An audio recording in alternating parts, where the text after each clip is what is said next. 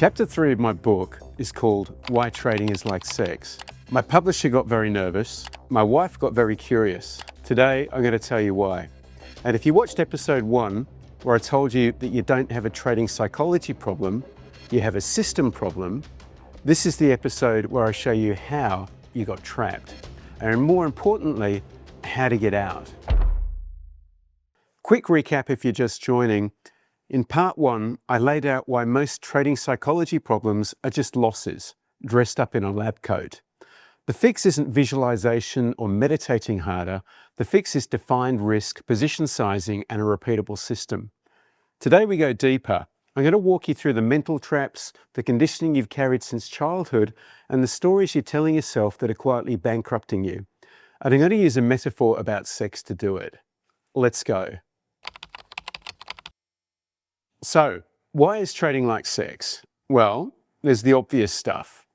We talk about naked positions all the time. Trading sounds kind of kinky when you mention straddles and strangles. And both trading and sex can get a little rough at times, but they always end with an ah.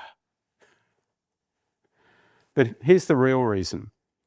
And I'm being completely serious now. Trading profits are like orgasms.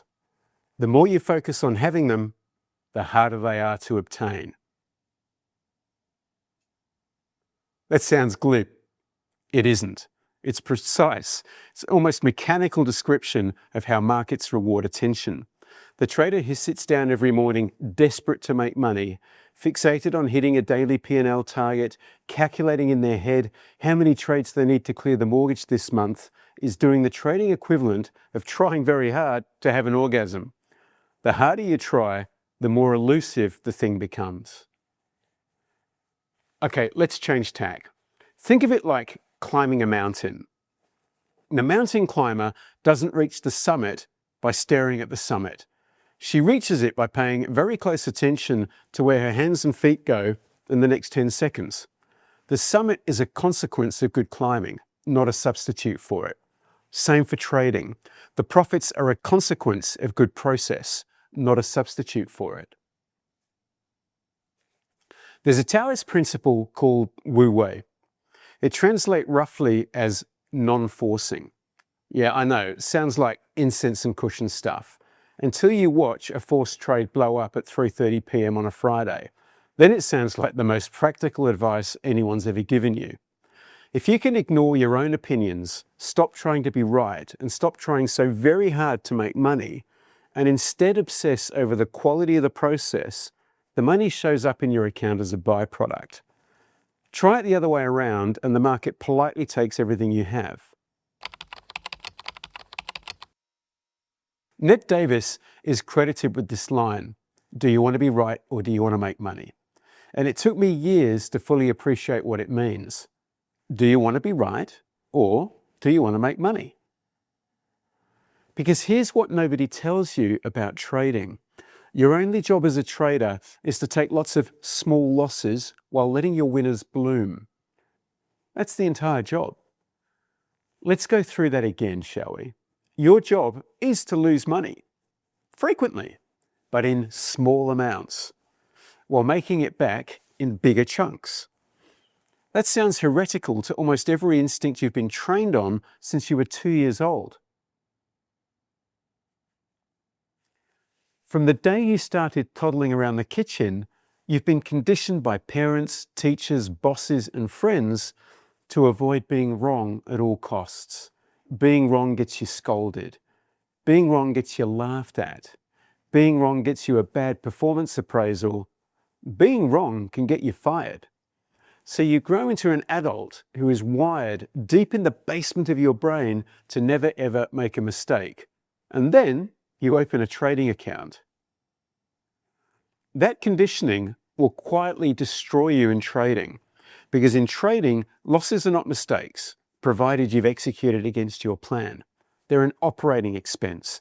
Every restaurant pays rent, every trader pays losses.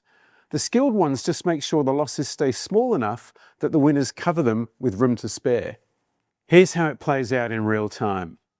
You see a setup you like, a stock pulling back to support, but you're scared of pulling the trigger because the last time you pulled the trigger, it went against you, and that felt like a mistake.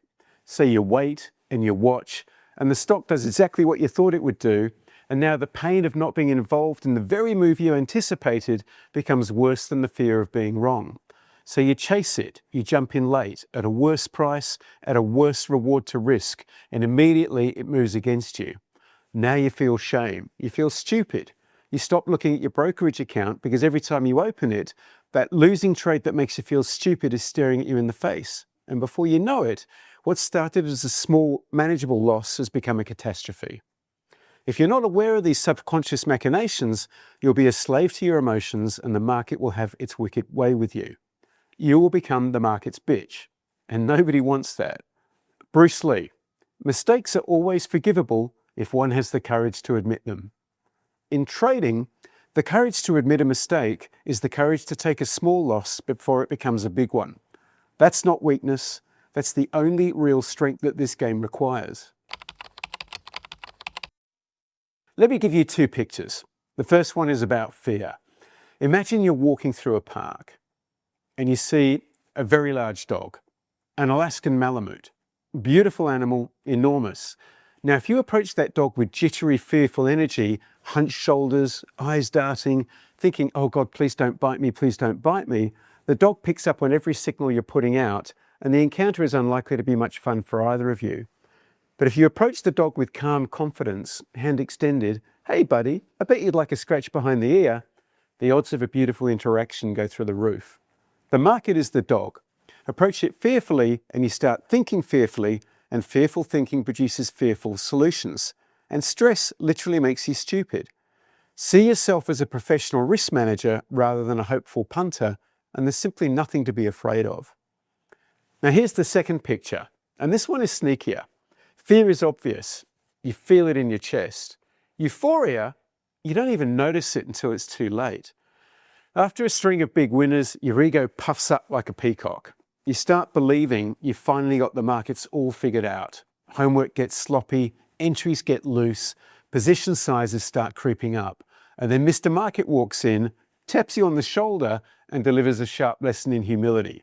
Every single time. This is why position sizing matters so much, not just as a risk management concept, as an emotional regulation tool. When your position sizing is too big, the dollar swings become emotionally unbearable. You start making decisions based on the size of the unrealized loss, not on what the chart is telling you. You take winners off too early because you want the relief. You hold losers too long because you can't stomach the pain of crystallizing the loss. The chart is no longer the input, your blood pressure is. My rule of thumb: if the maximum loss on a position is a number that keeps you awake at night, your size is too big. End of story. Cut it until you're completely unfreaked out. I'm not saying I never feel emotions when I'm in a trade. I'm human. I've just become very good at stopping the emotions in my head from traveling down the hand to the hand which moves and clicks my mouse. Let me tell you where most retail traders waste the first 2 years of their trading journey. Indicators. They're convinced that the thing holding them back is that they haven't found the right magical MACD settings, or the perfect combination of moving averages, or the magical oscillator that nobody else has discovered yet. It's the equivalent of a 27 handicap golfer who is absolutely certain that what's holding back his game is that he hasn't bought the right lob wedge yet. Mate, it's not the wedge. The wedge is fine. You just don't have a swing. Now, I've been doing this long enough that I can tell where somebody is on their journey just by the questions they ask. New traders ask, what indicators do you use? Intermediate traders ask, where should I set my stop loss? Advanced traders ask, how do I stop my emotional brain from damaging my game? The advanced ones have had the epiphany that at a certain point, trading is 90% mental, just like golf. Here's another analogy that I think drives this home. My dad was an airline pilot for over 30 years, so aircraft analogies come naturally to me. Now imagine someone expecting to jump into the flight deck of a Boeing 787, take off, fly across the Atlantic and land it successfully without any prior trading. You'd say that's insane. And yet traders routinely open accounts and start trading with little to no training, and are surprised when they're not successful. But here's the twist that makes trading even harder. If you want to learn to fly a plane, the manufacturer gives you the proper manuals. One source of truth, verified, correct. In trading, there is no single source of truth. There are thousands of books, thousands of courses, millions of different methods, and many of them are crap, peddled by people who've never worked in the trenches of finance or been successful traders in their own right. They're great marketers, but they're not real traders. And tourists don't fare well in the financial markets. Somewhere along the way, retail traders got sold a story that markets are a battlefield. You're at war. You've got to outsmart the other guy, predict the next move, be right, and be right loudly. I prefer a different image. Nearly $1 trillion changes hands on US stock markets every single day. 1 trillion. Money is not scarce in this game, it's bloody everywhere. Right? The market is a river of money, and all we have to do as traders is dip our hand in once in a while and pull out a small scoop. We don't need to dam the river, we don't need to predict the river, we don't need to dominate or control the river. We just need to be there with a clean cup when the conditions are right. The battlefield framing is exhausting, and it's why most traders burn out. The river framing is sustainable. It also happens to be closer to how markets actually work. And this brings me to the last thing I want you to hear in this episode: consistency. Anyone can sink the next basketball shot. Anyone. But how many baskets can you sink on your next 1,000 attempts? That's the entire game. Consistency is not about hitting blindfolded three-pointers to the roar of the crowd. Nobody pays bonus points for degree of difficulty in markets. The trader who quietly converts the layups over and over year after year finishes wealthy. The trader who keeps trying for the highlight reel dunk usually finishes with a great story and an empty account. There's a reason this isn't easy. The casino industry exists because the human brain is hardwired for random rewards. They light up our dopamine circuits like a Christmas tree. That's why trading feels so intoxicating to a lot of people. And it's why most people lose money doing it. If your nervous system is chasing the dopamine hit of the next big kill, you're not a trader. You're a punter wearing trader's clothing, and the markets will sort you out eventually. I want to leave you with one important idea before we go.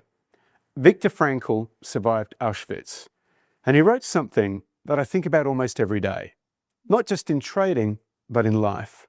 Between stimulus and response, there is space. In that space is our power to choose our response.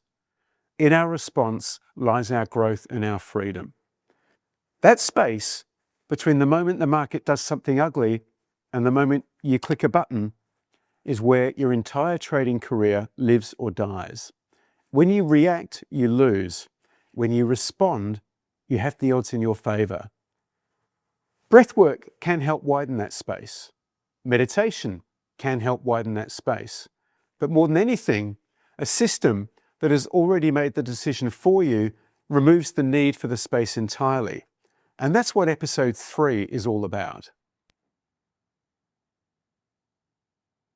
So now you know the traps, the conditioning from childhood that makes losses feel like personal failures, the euphoria that inflates your ego right before Mr. Market deflates your account, the dopamine that disguises gambling as trading, and the battlefield thinking that exhausts everyone who tries it. You know all of that now. In episode 3, I'm going to hand you the tools. The Bounce 2.0 setup walked through live on TradingView. The position sizing math, so you know exactly how much to risk. The 20-minute daily framework, so trading stops being an all-day anxiety machine. Episode 3 is the one where theory becomes practice. Hit subscribe and the bell so you don't miss it. In the comments below, I want you to tell me the story you've been telling yourself about why you're not profitable yet. I'm too emotional. I don't have enough screen time. I just need to find the right indicator. Whatever it is, put it in the comments below. I'm going to read them, and I'm going to tell you whether that story is serving you or whether it's keeping you stuck. The market doesn't care about your opinions. It doesn't care about your feelings. It only cares about your process. Get the process right and everything else follows.